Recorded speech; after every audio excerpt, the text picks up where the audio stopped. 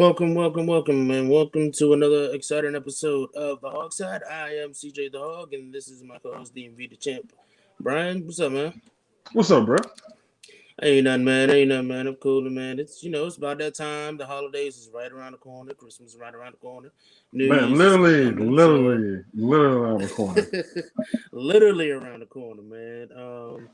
It's a time where families come together and celebrate the awesome holidays, Christmas lights, Christmas trees, Christmas caroling, and things like that. Holiday ham and things like that. So just spreading the cheer, man. How you feeling today? We got some Man, nasty weather in DC. oh yeah, I was out in it the whole time. I was out in it. Then I got a Yeah, phone call from my boss, and them they was like, "Yo, go home, man. You can't do nothing. Just go home." yeah, So I went home. Man. But yeah, I was out there when that jump started coming down. It was mixed with hail and rain. It was all different types of stuff. Just kept coming down heavier and heavier. yeah, man, yeah. So, let's just go ahead and dive right into it. Weekly updates so far. Alex Smith didn't practice today due to a strained calf on last Sunday, and Antonio Gibson, he had a turf toe against the Steelers game, and he did not participate in the individual drills on Wednesday, but he was on the sideline working with the trainers. He isn't listed on the IR just yet. He just might be able to have a chance to actually see the field on Sunday. So, for you Antonio Gibson owners of fantasy football, might be good for you. Just check back on Thursday and Friday. We'll be giving you more updates on the HOGside social media pages. Um, for the Seahawks, we do play the Seahawks this weekend on Sunday, 1 o'clock. yep, 1 o'clock, 1 o'clock. And so far, the only thing that is heard is Greg Olson is back in practice, and he is back to practice, but won't be able to be available with the 21-day window protocol with the COVID-19 injury reserve protocol. But yeah, man. I mean, you seen you seen how things went on Sunday. You just heard we just you did you just found out we just signed Lamar Miller? Yes, yes. Cuz So a dog. He's a dog. He is a that's dog. He just and can't what's stay funny healthy. what's funny is that we were we were just talking about just about 2 episodes ago how Ron Rivera was comparing. He says that he sees a little bit of Lamar Miller inside of Antonio Gibson. I thought it was Aaron Foster, bro.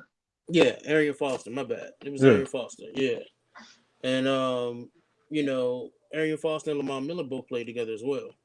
Yeah. So that's something that's a big thing. That's a big thing. It's been a lot of things that's been actually going on, inside of Washington with the injuries and bringing in some key guys. Javon Leak is a former Maryland Terp running back who wasn't drafted in this year. Who wasn't drafted this year, but he was picked up from the practice squad and is now officially on the roster with Bryce Love being out and Antonio Gibson probably not being able to play on Sunday. Quick question, bro. Due to Antonio Gibson, his situation, it's a turf toe. You know how that turf toe situation can go. Right. Um, if a strong if we win another game or two, um, would you just keep him out until the playoffs, or would you get him back on the field as soon as possible? Antonio Gibson. Well, Hmm. I think if he's healthy enough to play, then let him play. But if it's something that we can wait on, if we do have an actual playoff chance, if they just have to find something to be comparable to not having Antonio Gibson on the field. He plays a big role inside of our offense, and he's so explosive. I mean, yes, we have J.D. McKissick and Peyton Barber, but you seen the difference against San Fran, with Antonio Gibson being out, and how that pretty much it sets the tone a little bit differently, and It hampered the offense. yeah, pretty much. And I mean, I think me personally, I say if he's able to play, I say go ahead and play him. What do you have to lose? That's pretty much how I look at it. And yeah. So what? Let's talk about week 14. Let's talk about this game against San Fran. This game has been a nail biter. has been It's been a little bit of a nail biter. Not seeing the offense produce yards, get up the field, but that defense held it down. I mean, when I did, other than the Dolphins, I never seen this year a defense who can just be so dominant and just able to put up points on the board and also maintain the lead. With the tempo going, just try to at least help the offense out. But this Washington football team defense, man, it's been crazy. They've been very aggressive, and kudos to Jack Del Rio for getting these guys together.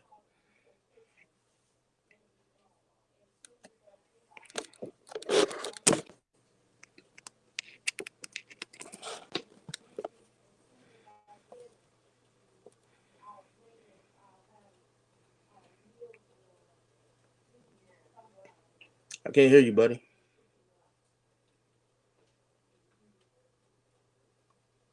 No, maybe having some technical difficulties.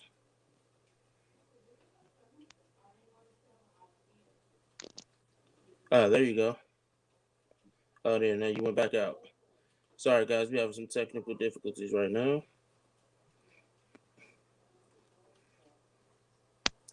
How you can hear me? There you go. There you go. No, nope. See, yeah, we can't hear you right now, buddy.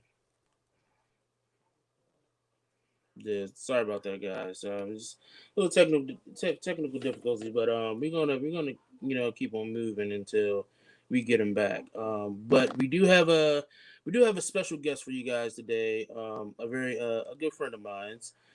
His name is Colby, and he actually is one of the sports analysts here at Pigskin Nut. So we're gonna bring him on a little bit later on today, so we can discuss this Seahawks matchup. But this next segment is the Hog Stars, and we're gonna let's to be honest, I think this is the first episode where um we don't have any offensive Hog Stars this week. So I think everything really pretty much relied on solely on the defense in the San Fran game. And I mean, I don't even think I have to even like sell these guys. Chase Young, Chase Young, man. I mean, he has 6 tackles, 1 sack, 1 forced fumble, one fumble recovery, 1 touchdown, and 2 pass deflections. I mean, I don't. Everybody, everybody who tuned into the Washington San Fran game pretty much seen the dominance that Chase Young has inflicted on that San Fran offense. And him coming against Trent Williams, an ex Washington football player. And him being a Pro Bowl left tackle. I mean, he pretty much handled Trent Williams very well. And Yo, there you go. can you hear me now? Yeah, we can hear you now, man. There you go. All right. You came in just in time. We're talking about Chase Young. So, like Okay. Chase Young really established his dominance. And listen, man, hey, look, for all Well, you me and again, you have nothing to explain to nobody. Me and you know what's up. We've been preaching this every week. Don't even repeat yourself, brother. Do not repeat yourself. yeah, If they man, don't look, get it now, they don't get it. like he. This is the pure example of exploiting this guy's talent. Like this guy's talent goes up and beyond. When you think that this is all Chase Young has, he always give you more every week. And this is exactly what you're seeing against San Fran, and this is what we look to see against Seattle this coming Sunday. So Chase Young, kudos, keep doing what you're doing. I actually got some highlight films, and Uh oh. I got some highlight Uh films. So oh. we're gonna take a look at these highlights a little bit later. But Chase Young, he's a dog, man. And if you guys missed it, here's the actual um touchdown that Chase Young is actually took to the house. Woo.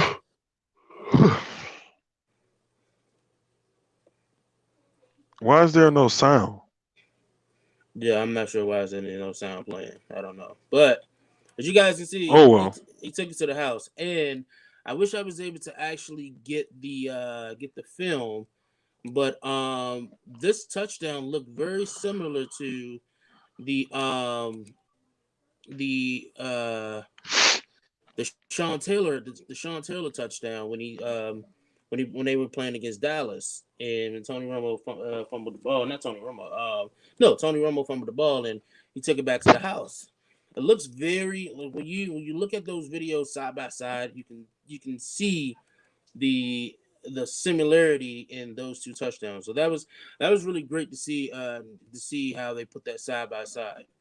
Um, another hog star that we like to throw out there is Cam Curl. I mean, I called him last week. I've been calling him pretty much this whole season, and just to see how he has stepped up every week, how he has pretty much stepped into the role after Landon Collins got injured. I mean, everybody was like, "Oh, we need to go out. We need to get Eric Reed. We need to get these guys. We need to get that guy." And listen, Cam Curl is here, and he pretty much said, "I'm here to stay, and I'm here to step up, and I'm here to get that number one spot in the safety." I mean, he still has a lot of room to grow, but um, I mean, he had 7 tackles, he had 1 interception, 2 pass deflections, 1 touchdown, and 1 quarterback hits. I mean, I think He's dog. If you go back and watch all his games, I mean, I know somebody. I mean, too many of the fans is going to be like, oh yeah, he's balling. Cuz is always around the football, Slim. If you always, go back, no. I want you to go back to when even first started. Like, Cuz is around the ball, Slim. He's yeah, around yeah, the exactly, ball. You yeah, hear his name every week since he started, bruh. every week, and this is what I like about the kid. You know, the kid is always like you said. Anywhere we see the ball at, you see number 31 right there, and he's just one of those. He's just one of those guys where where you say that you want on the team, where no matter what, even if you don't get the ball, you're right there on the play at always. And we got a lot of those Exactly. guys. We actually have a lot of those guys on this defense now than what we actually used to seeing. So that is a very good improvement. That we always like to see. Now, Here's the the Cam million dollar Curl. question, bro. Hold on. The $1 million question to you is if you're a GM and you got this 7th round pick that's outperforming the big time free agent, Landon Collins, would you trade Landon Collins next year? Or would you just. Or like if Cameron continues to play at his high speed rate he's playing at right now, I want you to actually think about this. He's playing at a high speed rate right now, and he's a 7th round pick. Hmm. Would you Would you just be like, okay, thank you, you go sit back down on the bench, we're gonna start Landon Collins? Or would you come to Landon and be like, yo, I know I didn't sign you enough and there's no hard feelings, but we're gonna trade you. I got this seven Um, round pick right here that's younger than you and is hungry than you right now. I don't necessarily say you trade away Landon Collins. I think what you can do is you can put Cam Curl on the other side, to mirror Landon Collins, or put Landon Collins on the other side, and you can do it that way. You know what I'm saying? They're both a similar type of skill safeties, but I think you can actually work that out. When you do need those guys, you can always play the big nickel package where Oh you yeah. still there are ways to have these guys still on the field at the same time, and I think But that's gonna part in play, I'm trying to tell you. oh Because yeah, some GM is definitely, gonna be like, dude, we had him for 2 years and we seen his plays start to digress and we got this 7th round pick right here that's yeah, cheap. they're gonna try to trade. You know how NFL goes, man. It's a business. Yeah, They'll try to trade him for draft picks. yeah. And I just wanted your opinion on it. I mean, to be honest, it's definitely possible. It's definitely possible that Atlanta Collins do get shot. Shopped in free agency. When the draft is up and coming. Nobody is technically safe from being traded unless that player is overall draft pick rookie like Chase Young, or somebody who has been benefiting the team for a long time like Brandon Scherf, and things like that. But even in the beginning, Ryan Kerrigan was even in the talks of being traded, and Yeah, despite what we might say about Ryan Kerrigan, I mean, he's a dog. yeah, he's a dog, but there comes a time where at the end of the day, football is still a business, and if Ryan Kerrigan wants to see more time on the field than what we're giving him, then I mean, that trade will come, and who knows what we'll get for those I trades. hope he just stays. I just hope he retires a Redskin. Yeah, I mean, we excuse me, a football team guy. we all want like guys like Ryan Kerrigan to retire, with the team that he recently was with, but with Landon Collins, I mean, like I said, you know, you never know what can happen. I mean, we can wake up in the off season and then Landon Collins is traded and we get a second round pick. Just those things that people just have to look at. You know, but I say Cam Curl is definitely stepping up, and the future is bright for this kid. We've been talking about him all season. We've literally seen him progress week to week. So, that was a big thing. For me to see him, get this touchdown. Why we're talking about this touchdown? Here's actually the highlight of Cam Curl taking the interception back. 49ers trying to work their way up from the bottom of the NFC West. Snap. Mullins throws and it's intercepted. It's another Washington takeaway. Cameron Curl, he's going to go all the way. It's a touchdown for the Washington football team. What a way to cap the third quarter. Trying to get rid of the ball, and what you're going to see Kyle Juszczyk, the fullback right there, as Nick Mullins is deciding to make the throw. He's looking at the defender, and he's starting to turn up the field, and they're not on the same page. I mean, you know who calls that play, though, right? Yeah, Chase Young. You seen him right there. That wasn't Chase Young who calls the play. No, that was Chase Young. Play it again. Play it again. Yeah, that was definitely Chase Young. 49ers trying to work their way up from the bottom of the NFC West. Snap. Mullins throws and it's intercepted. It's another Washington. All right, it was Ryan Kerrigan. It was Ryan Kerrigan. That's how I told. But now I look for stuff like that. I look for stuff like that. And me, you were just literally talking about a dude that has been drafted to this team that we've seen for years. That's been the most consistent, solid playmaker on defense that we have for years. And it's like, do you really want to let that go? Yeah, no, definitely. I mean, this is where we can start talking about things like who do we choose as defensive player of the year, defensive rookie of the year.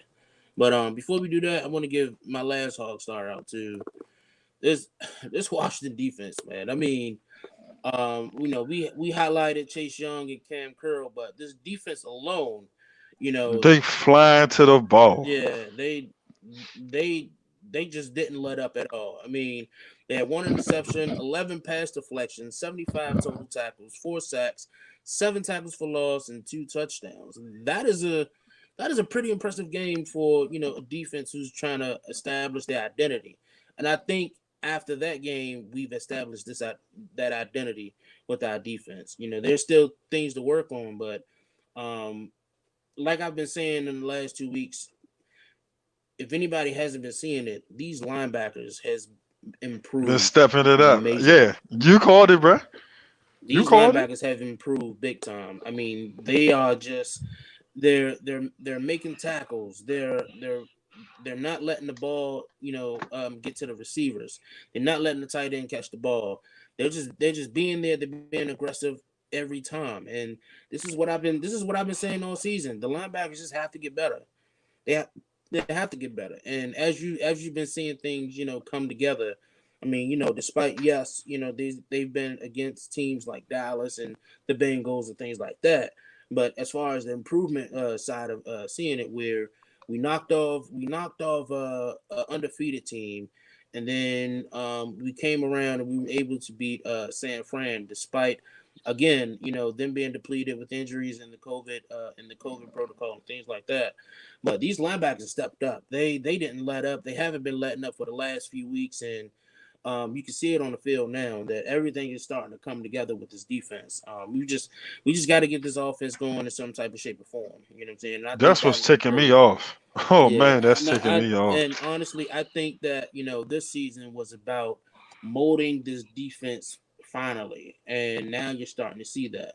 So I think now that this defense has sort of like found their identity now, with Jack Del Rio, I think next season will be solely focused on getting this offense up and rolling now. We have the wide receivers already.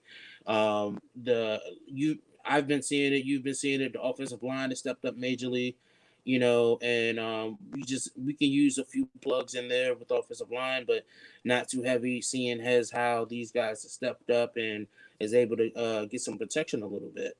But the running backs, the running back in the tight end game, I like Logan Thomas. I like his athleticism. We I like still how we still he's. need another tight end though. Yeah, we still need another tight end, and we'll be able to see how Marcus Boff, steps up. With him being activated on the practice squad after Hemingway was injured for the season in the Steelers game.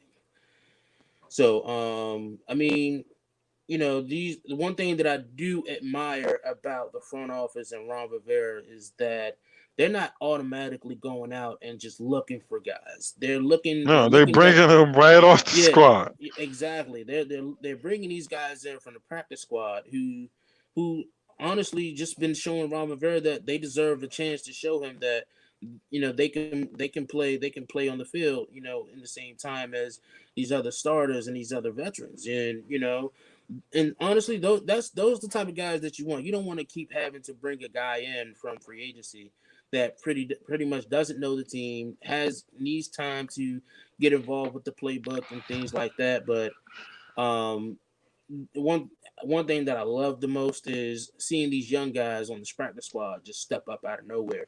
See Jeremy Reeves, that story with Jeremy Reeves where with the Eric Reed story, when we're trying to pursue Eric Reed and we asked Eric Reed to be on the practice squad to battle with Jeremy Reeves for the actual spot. And Eric Reed was like, this not the time for my career to be battling for a practice squad spot. And honestly, Ron Rivera said Jeremy Reeves has been stepping up, and Jeremy Reeves deserved a shot to battle for the position. But when Eric Reed said no, it automatically brought Jeremy Reeves in, and you can see that Jeremy Reeves has been, stepping up and being there on the ball whenever he can. So it's just all about this talent that this defense has, and Ron Rivera is just saying, hey, what I'm saying, I'm not going to bring in no stranger. I'm going to use the guys that I have, and then worry about some new guys in the offseason. And that's what you want in a head coach. And this is why I respect Ron Rivera to the highest level right now. But when let's move on a little bit. Dwayne Haskins has came in for Alex Smith when Alex Smith had a strained calf and he missed the rest of the game. Dwayne Haskins actually didn't look bad. He made some decisions that I like. When you look at it, you say that, man, this kid is growing. You can see the growth and the improvement that he's been making with the decisions that he's been making on the field against San Fran. I mean, it's just the three-step drop backs, the seeing guys there, when they're supposed to be there, and um, it was just crazy. It was actually a very good moment, and even during the game, you can see Haskins.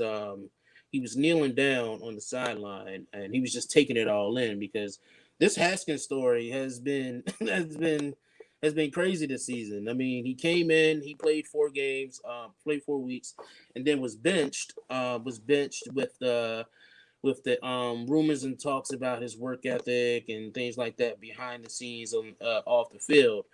And this kid has this kid sat down behind Alex Smith, which I've been saying isn't a bad idea. Sit behind Alex Smith. When you look at the quarterbacks who actually sat behind Alex Smith and look at him now, Patrick Mahomes and Colin Kaepernick and things like that, it's not a bad idea to have this kid sit behind Alex Smith. And with that whole journey, with sit behind Alex Smith, and now seeing him possibly being able to start in Week 15 against the Seahawks.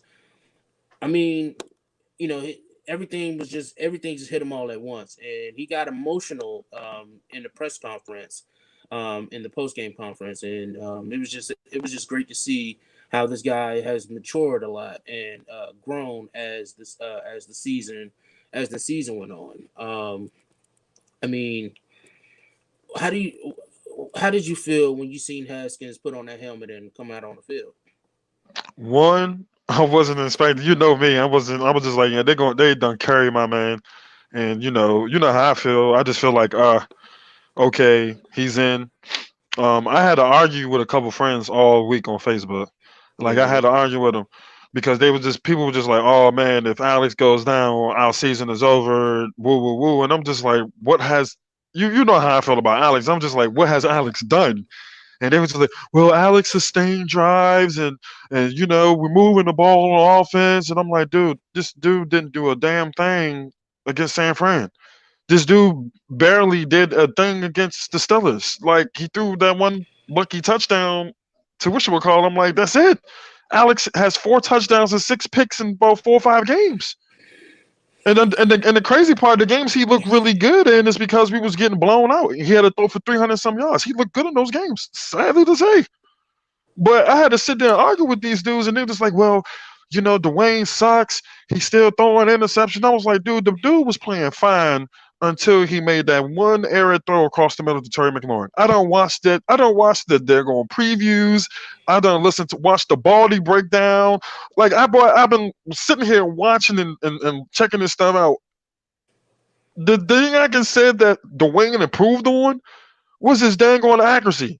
He was actually hitting the receivers in stride. If you go back and watch it, he was Yep. literally hitting receivers in stride. Instead of them had to stop or turn, and because he was so inaccurate with it at first, he was hitting these bammers in stride. And then no one said nothing to Steven Sims when it was that critical third down joint. He hit Steve right in stride, right in his hands. He dropped the ball. And then people Mm-hmm. just like, oh yeah, he sucked. He ain't Yeah, got it. yeah. And I'm just like, man, you know what? It is what it is with this Dwayne Haskins I thing, mean, man. I you know how I feel about Haskins. I've always backed Dwayne Haskins when it comes yeah, to nah, respect. I knowing, know you have. yeah, knowing his skills and things like that. But I was also telling people, when you draft a quarterback that only played 1 year in college, that has 1 year resume in college, it makes sense to let him sit behind a quarterback like Alex Smith or any quarterback of that stature, because you never know what that kid can learn and take in, like the sponge. And that's what we've been hearing about Rivera since he's been benched, is how he has been mimicking and taking everything in with learning from Alex Smith. And it's just been great. And seeing him actually come out and actually make a couple of plays and try to make a couple of plays after the offensive line crashed a little bit. But it Dude, was he just good. came down and drove them downfield to kick a field goal to put points on the board Yeah, in his exactly. first So I drive, and he mean, hasn't played in months. I like I have high hopes for this kid, and hopefully he does get the starting job. If Alex Smith calf is strained, I just say play Alex. I mean play Dwayne Haskins. What do you got to lose? I mean, I'm sure, like, yes, we are in the playoff run right now, but you never know what Man, it you just you you never just be you never know. surprised the comments, dog. Just Yeah, reading the no. Oh, comments, I people just know. like, Oh, I know. dude, I've we're seen it. done. I've seen it. I've seen it in real time. This is just the whole throughout the whole game. It's just crazy how how people treats these young quarterbacks. And I mean, it's not even just Dwayne Haskins. It was Just other young quarterbacks and how people treat them when there's like one bad mistake. I mean, he's young, so those mistakes happen. The only thing that I ask is don't make those mistakes when you're in year 14 of your career. So. But here's actually the message that Dwayne Haskins said in the press conference. I would just say the biggest growth that I've had just been as a person. It's probably the biggest amount of diversity that I've faced since coming into this world, and I lean on a lot of people, a lot of mentors, family, close ones. I prayed again, and I'm just glad that I'm able to be here right now and tell you guys that I'm thankful.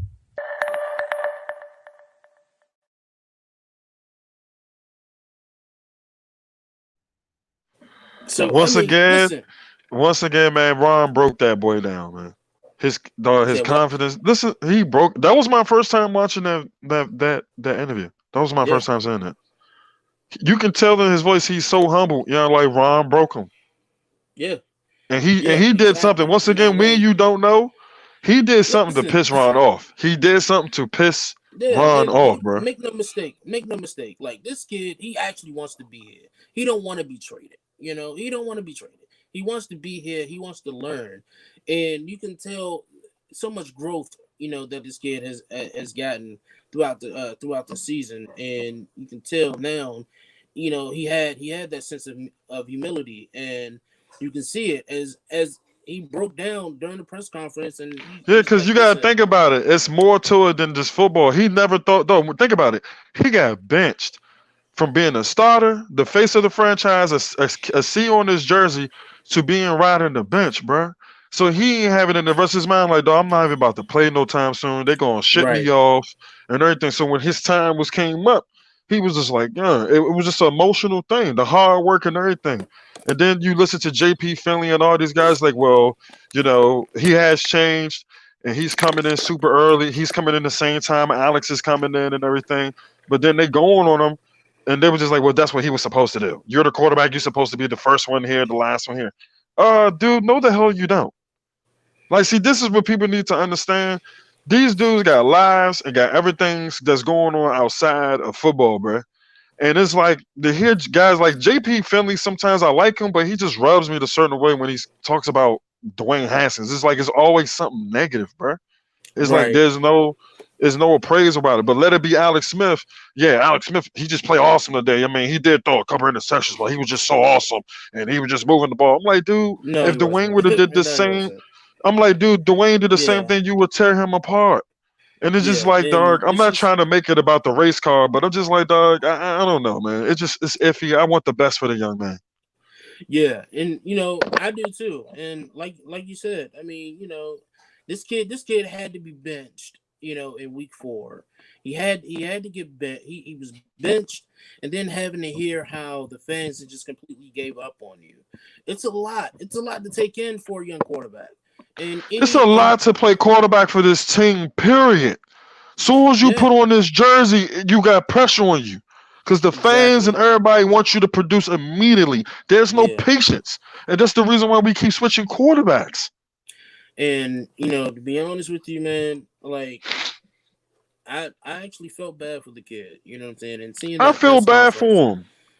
seeing that press conference is really, it really hit me a little bit because I mean, it, people just don't understand, how it feels when, last year a lot of people was just, up in arms for you, and then you turn around and then everybody is just, it's just done with you, and that's just the part of the fandom, in the NFL. But I when like I said, when you looked at this press conference and how he broke down, it's just one of those things where you see that he does want to be here and that he's ready Yeah. to grow and he's ready to move forward.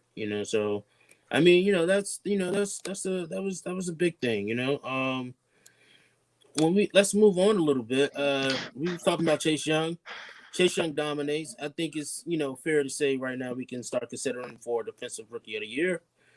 There's been a couple of rookies as well, defensive rookies, who has stepped up. But I think now we can start actually I considering think Chase he might Young have for. it.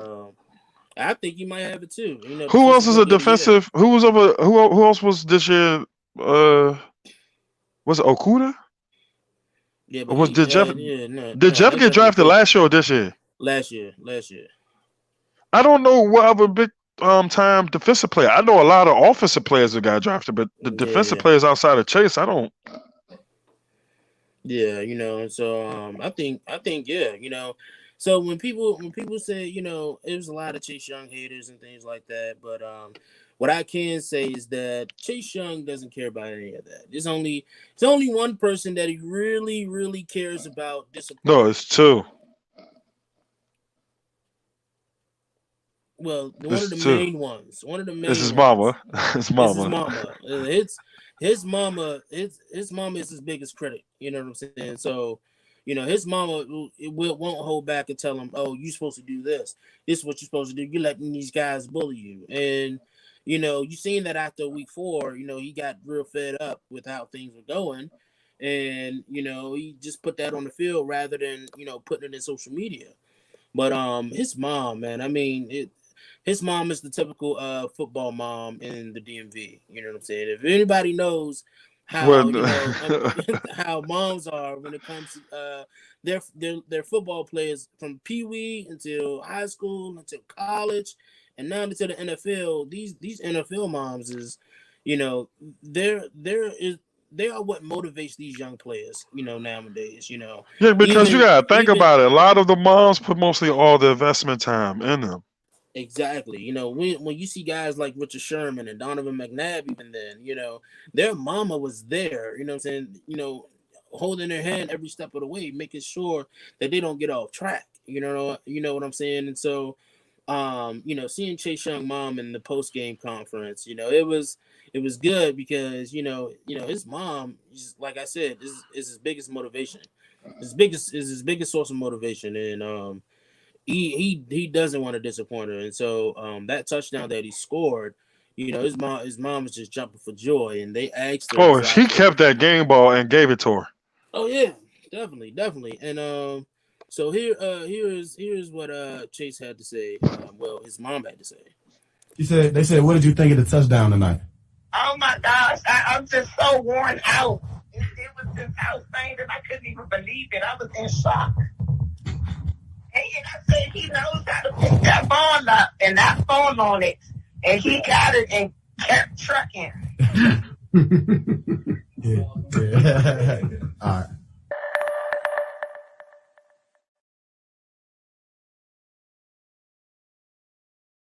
I mean, Dog, that was my it first doesn't time get seeing it that doesn't joint get no too. better than that, man. It doesn't get no better than that. Yeah, she knows her. She knows football. His mom knows football. Yeah. Oh yeah. Definitely. I mean, this game for San Fran. We this game was a great game for the defense, and we just hope that it transfer over until week 15 against Seattle. And why are we This talking the about last Seattle? test. And why are we talking about Seattle? What to expect? We want to bring in our special guest. Bringing our special guest, Kobe. Kobe, what's up? Hey, How we doing, guys? hey, what's going on, man? Oh, not too much. How you doing? Man, Hey, cooling, cooling, cooling. so Kobe, man, so won't you tell the Hog fans a little about yourself and where you're from? So I'm from Connecticut. It's currently blizzarding outside. It's going to do so till about 2 o'clock tomorrow. So that's about all you need to know about where I live. As far as about me, I am a Seahawk fan. I got the Seahawk hat here with me. Didn't want to make the appearance. Figured it might be a little obnoxious for the show, but it's got a beak and everything. And we're Uh-oh. going to be sitting here talking a little bit of football team. I got to get out of this habit. Football team and the Seahawks this weekend, baby.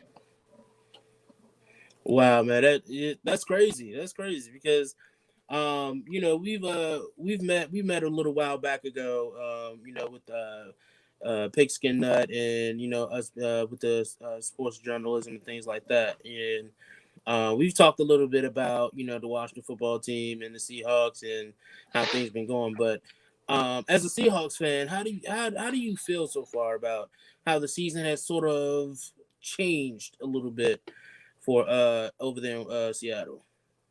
One thing that I'd say specifically to Seattle is that I'm really happy with the addition of Carlos Dunlap because we have corrected one of our two major problems, which was that we had no pass rush. We've actually ascended to the spot where we're eighth in the league in sacks for the season, which I would have never thought was going to happen this particular season, just being the way that we played on the defensive line for the first part of the season. But with that addition, Jamal Adams coming back from injury and somewhat of an resurgence of LJ Collier, all of a sudden, the Seahawks defensive line looks like something that you don't really necessarily want to play against. However, what I will say is our other problem is that from the rushing standpoint, although we are 11th in the league, Russell Wilson's second on the team in rushing, and it's only down by about 80 yards or so from Chris Carson at number one. This isn't the prototypical rushing offense in that way, and this is stuff where Russell Wilson's having to pull it out of his you-know-what just to make these plays happen.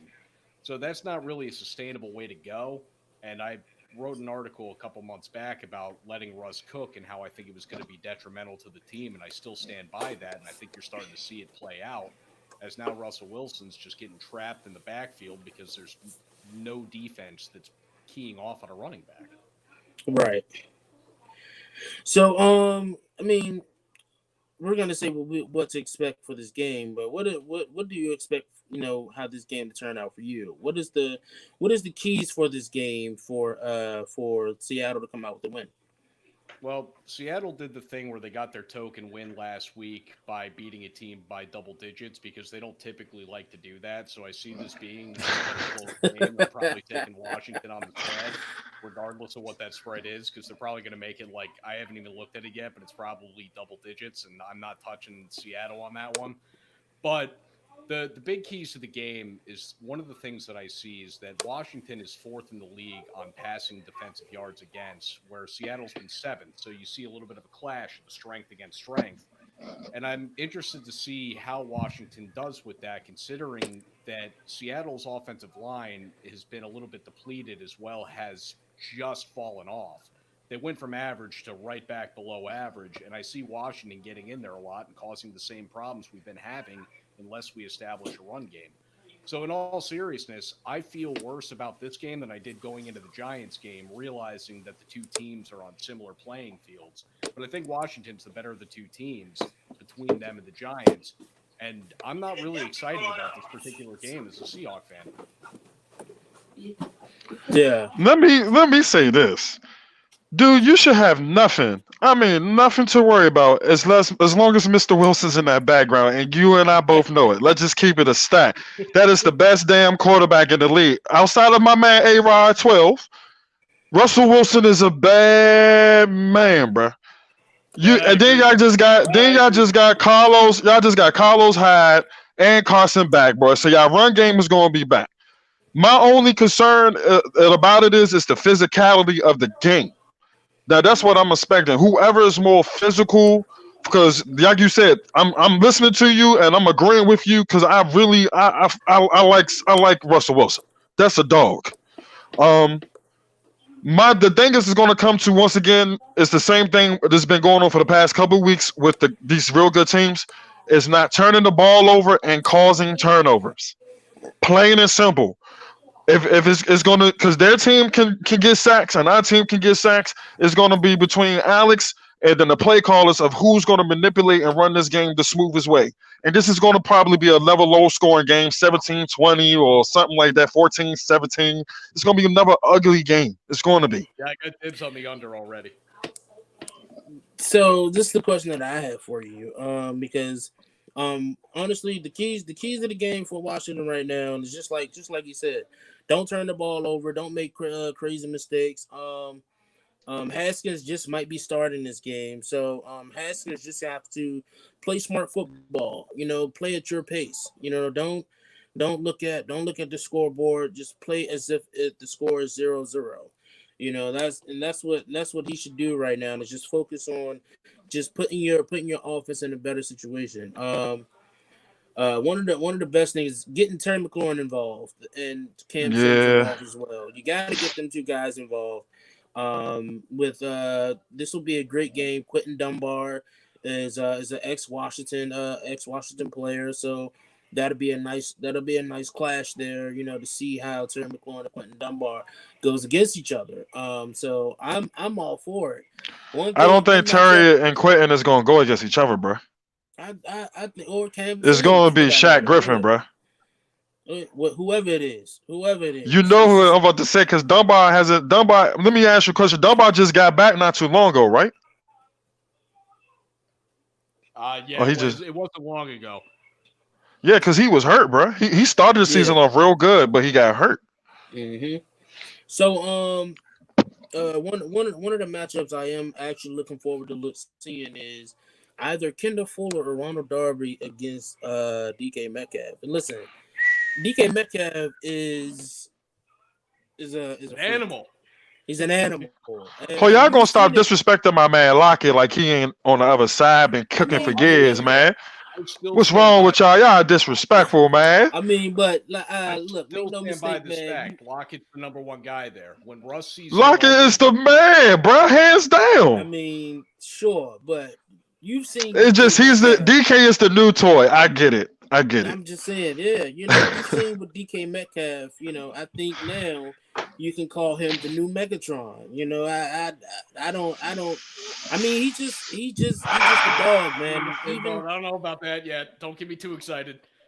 I was about to say, bro, that you pushing it on that one. I'm like, that's close. I do get you. He's close. I mean, listen, he's close. I like DK Metcalf, man. I think he's by far one of the. I think he is the best wide receiver in the league right now, and Nah. Hey, respect. That's just my opinion. We gonna act like number 17 like Green Bay ain't just embarrassing every corner in the league right now. Just what you gonna act like that right now. I mean, DK Metcalf has been exposing cornerbacks this season as well. I mean, yeah, I seen it, bro.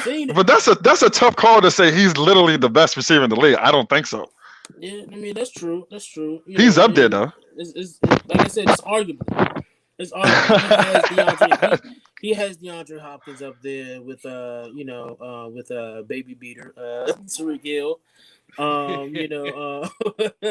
But I think that this game is going to be a game in the books because with the San Fran game, that game was a little personal because of last year, the mud game, one of the muddiest games I think we've ever seen on film, and them sliding across the FedEx field. It was a little disrespectful. It was hurtful. So, yes, we didn't play in Levi Stadium, but it was still able to get the win while they were the home team. But we're at home. We're at home against the Seahawks, and we've been playing pretty good at home, this season. So, listen, I think that it's going to be a brutal game. It's going to be a physical game, and you know how that history goes with Washington and Seattle, with them putting us out the wild card every chance that they get. And the scariest chance we might have to see them again this year if we ball out. Oh my gosh! Wild card. So this game is going to be a game for a lot of Washington fans and Seahawks fans for that matter, because both sides knows the history between these two teams, and I'm looking forward to it, man. I think definitely that this is definitely going to be a great game. I think that. I'm just going to go ahead and call it out. I'm going to call it out. Chase Young, he's going to get his hands on Russell Wilson. Oh, yeah, I agree with that. I haven't seen a hot take. What? Oh man! Get his hands on Russell Wilson. I think he's going to. It's either him or Montez Sweat going to hit him. I really see that happen. That defensive everybody on that will. Washington defense is going to hit him at some point or another.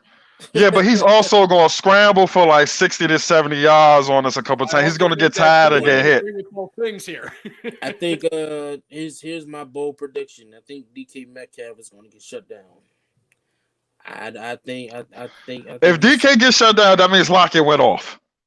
Huh? Yeah, that's kind of what I'm seeing. I want you to listen to what I'm saying. Listen, just hear me out. Hold on. Does Greg Olson still play with them with y'all too?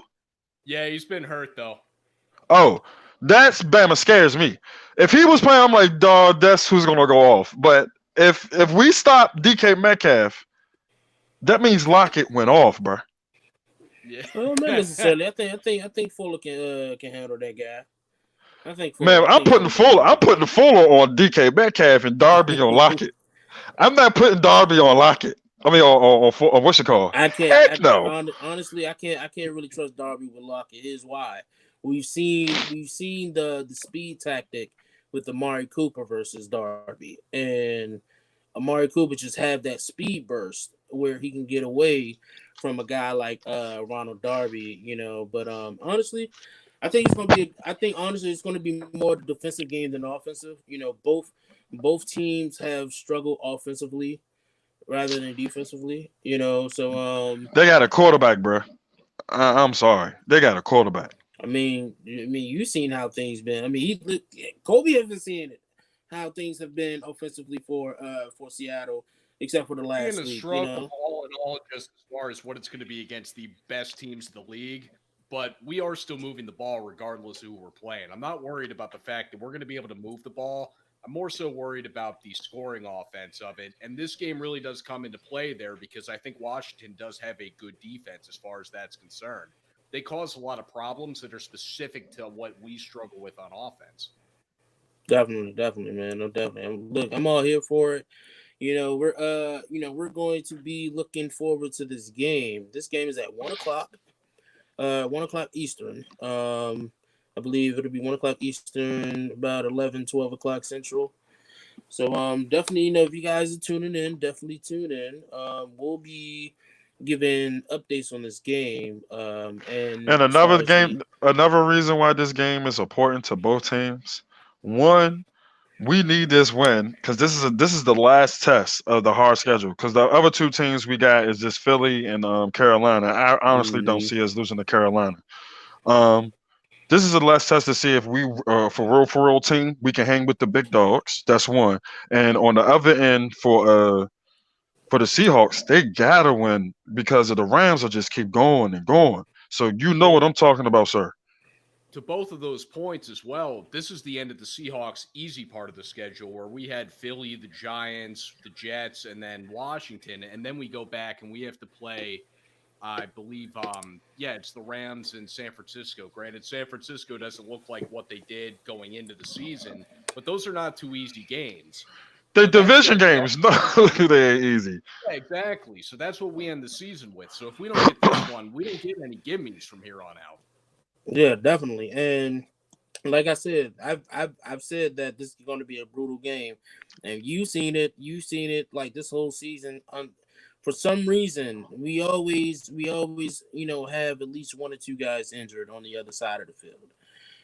So that's going to play a big part on the rest of you guys' season as well. You guys got to protect Russell Wilson better. You know what I'm saying? Despite you guys been moving the ball up, Russell Wilson has been getting hit a lot this season. Yeah, that's true. And to be honest with you, you don't want these guys, Montez Sweat and Chase Young and Daron Payne, to be hitting on them. No, I wanted Montez Sweat in the draft a couple years ago. I didn't. Oh, snap. Yeah. Oh, man. Like, Montez Sweat, when he got drafted, I was like, this kid is going to be a monster. He's going to be highly effective on that defensive line. Especially with him transitioning to the edge from him being an actual defensive end. So that transition that he was able to make, the transition worked well. And that's true. And with us being in the 4-3, it just helps them, a lot more. And you can see how him and Chase. Yep. They playing their natural positions. They're not standing up as much in the 3-4. Exactly. So, I mean, I guess we'll see how this game goes. But Kobe, thank you so much for. Hold on, before we get them off, Kobe, predict the score before you leave, sir. Come on, be fair. That's right. Predict the score, bro. Well, give us a prediction. I'm going to go Seattle 23-16. That Not seems bad. realistic as hell. That seems realistic as hell. I'm glad I did Not you bad. good service. Oh man, nice My meeting you, brother. prediction. Nice meeting you, man. Yeah, Yeah, absolutely. nice. Yeah, hey, definitely. You have a good night, man. And guess we'll talk after this Sunday. I'll see you then. All right. All right, man. Oh man. But yeah, So it's your Kobe's turn, bro. It's your turn. What you got the score um prediction? my prediction, it will be, you know what? I'm gonna throw it out there. 32-24 Washington. Another 30 32-24 point. Washington. Yep, A, another a 30 point. second 30. Hold on. How many points being Hey, scored over 30? I Only called it right once or one twice? time. I called it right one time. I called it Yeah, right one that was the time. Dallas game. That was the Dallas Yep, game. yep. That was the Dallas 30. game. Yeah, I think we're gonna drop another You 30 seen us burger. putting up 30 of this game? We're gonna drop another 30 burger. Ooh, okay. Yeah. I'm gonna Another go 30 with burger. 2017. I'm gonna go with 2017. And I think we might go to overtime. Okay. I'll give you that. That's I'll give you that. that's what I see with it. I see it 2017. I'm roll. I'm gonna rock with us, man. That defense is so easy to believe in, and so I'm gonna see what's up. The offense, baby Jesus help us. Yeah, so right now, yeah, Kobe just let us know. Right now, Washington is averaging 22 points a game. Yeah, so I think we can bridge that gap. And I think we definitely bridge. Yep, we've been averaging 22 points a game. So um Ron Rivera. I like Ron Rivera. You know how I feel about Ron Rivera. No, I no, think he's honestly, cool. He's cool. I I think was iffy about him. yeah, I think Ron Rivera is, definitely the coach for Washington. I mean, he just instills not perfection, but he instills effort with these young guys that he have on this team, and you can tell that every week, he just he just makes sure that these guys understand that hey, you guys are winners, but you guys have to show that you are winners. I can't make you winners. You have to make yourselves winners. And they come out every week and they put their best effort forward. And even if they do lose, Ron Rivera says, hey, um, you lost this one, but we focus on what we did wrong and we do those right, the next week. And that's just basically what he's instilled in every week. And so this speech that he gave after the San Fran game, is where we finally hear Ron Rivera say that you guys are it. You're not underdogs anymore. You guys are it. And so this is what Ron Rivera had to say after the San Fran game. Okay, you are now relevant. You've earned that. You've earned that. Do not let anybody take that away from you. You have earned it. For all the we have put up, for everything that we've had to deal with, you have earned the right to be the first place team in the NFC. Yes, sir. That's who you are. Okay? So I'm going to tell you right now. Act like it. Be professional. Understand what it takes to be a professional and do the professional thing. And understand this. Nobody, and I promise you, nobody wants to play us. I promise you that right now. We're on the roll. We're doing things the right way. Continue to work.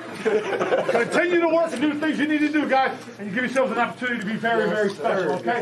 Let's stay on point. Stay on point. Now, here we go. Team ball three. 1, 2, 3, team. Good job.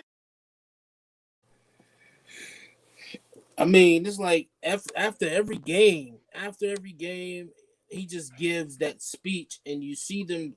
They take that speech and they put it on the field, the next game after. So I mean, you gotta love Ron Rivera. I mean, just the motivation that he gives this team every week, and you heard what he said. You guys definitely deserve the number one spot in the NFC East, despite how the NFC East has been looking throughout the season. But they definitely deserve the spot to be in the number one. And not only that, I mean, be professional. That was one of the things that really stood out to me. He said, "Be professional about it. Be And professional act about it. Be professional. humble. Yeah, act Hmm. professional. You know what I'm saying? Yeah, we at the top, but that it can also be taken away from us. So act professional about it. Don't say that we the best because we aren't the best. But right now, I would like to agree with Ron Rivera right now. Nobody wants to come into FedEx Field and play the Washington football team.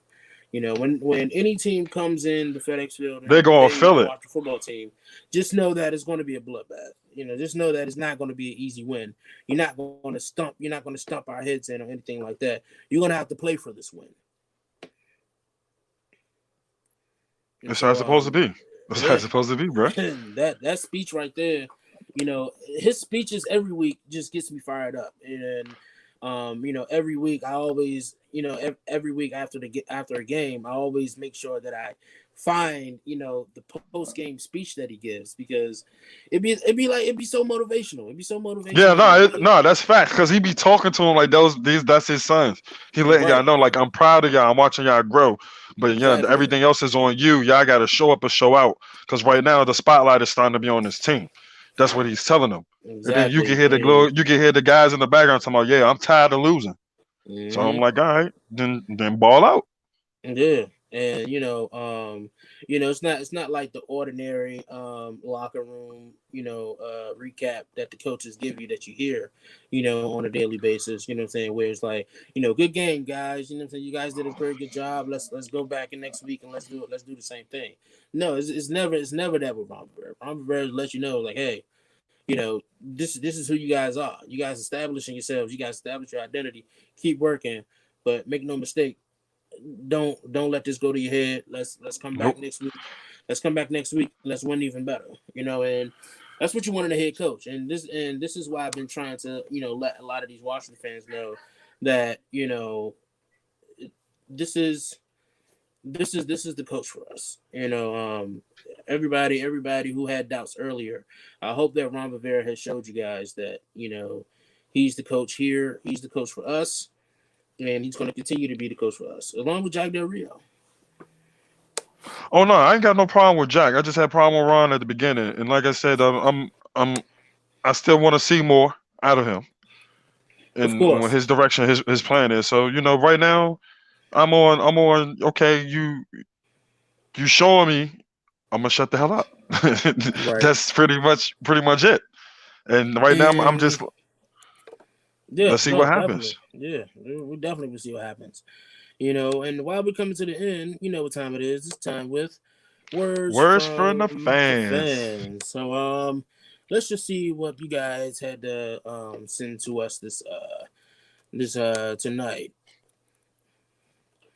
Um Zach, he's a Dolphins fan. He said WFT is Miami 2.0. And what he means by that He talking about this Miami 2.0 that's going on now. yeah, so me and Zach we talked about it, and what he was saying is that what you guys are establishing now is what the Dolphins established last season and this season, where Brian Flores came in. He totally like cleared house with the guys that he wanted, the guys that he didn't want it, and he brought new guys in. He brought Byron Jones in this season, and he focused really on the defense and just did some plugs here and there with the offense. But now you see that with this year, they're starting to focus more. They focus more on the offense, and now that you see that, you can see that the Dolphins' defense is just crazy. I mean, they have the best defense in the league right now, with the tandem of Xavier Howard and Byron Jones. But that is what he meant when he said that they're Miami 2.0. But Zach, make no mistake that we are our own team. We are definitely our own team, and we're much better. But what Zach also said is it's like he listened to Alex Smith in practice, and he understands the game better than he did before. What he means is Dwayne Haskins, and I definitely agree. Like I said, like I've been saying in the beginning when he got benched, like don't cancel this kid out so fast. If you Once guys again, if we you guys haven't still seen don't if you guys haven't know. seen if you guys haven't seen Patrick Mahomes and Colin Kaepernick, I'm not comparing Dwayne Haskins to Patrick Mahomes and Colin Kaepernick, but you see these two guys and how they were okay in college, and how we didn't really we didn't really see, what's the worth with these two guys until they got the call up to, be the starter. And Colin Kaepernick, he got their call to be the starter after Alex Smith got injured, and they traded Alex Smith to the Chiefs. And same thing with the Chiefs. Andy Reid brought in Patrick Mahomes in his rookie year, and Patrick Mahomes set for that whole year with Alex Smith. And now you see that Patrick Mahomes now is his mental capability when he's on the field and off the field. It's just amazing. And this is why I was telling people to just take your time, be patient with Dwayne Haskins being benched and him sitting behind Alex Smith. A lot of good can come out of this.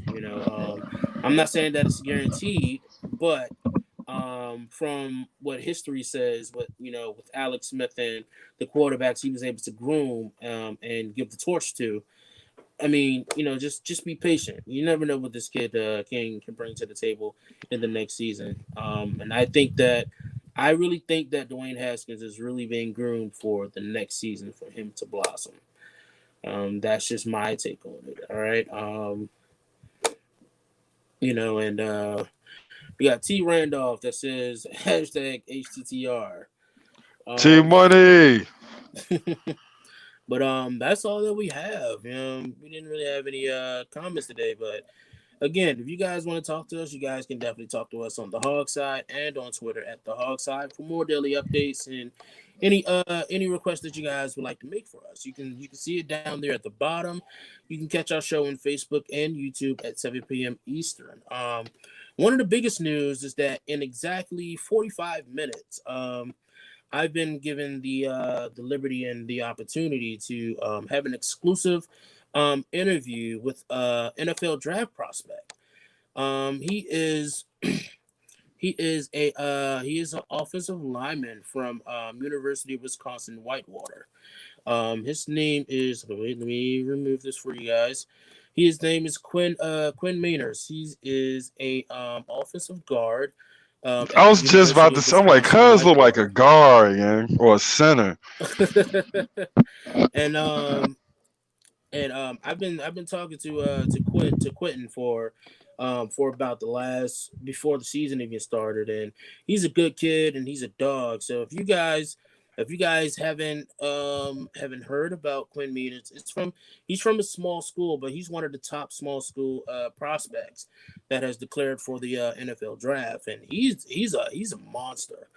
I mean, this guy has the physicality, he has the strength, he has the conditioning, he has the footwork and everything that you would want. That's what we need. Guard. So if you guys don't know Quinn Manners, you can definitely look him up on YouTube. He does have highlights on YouTube.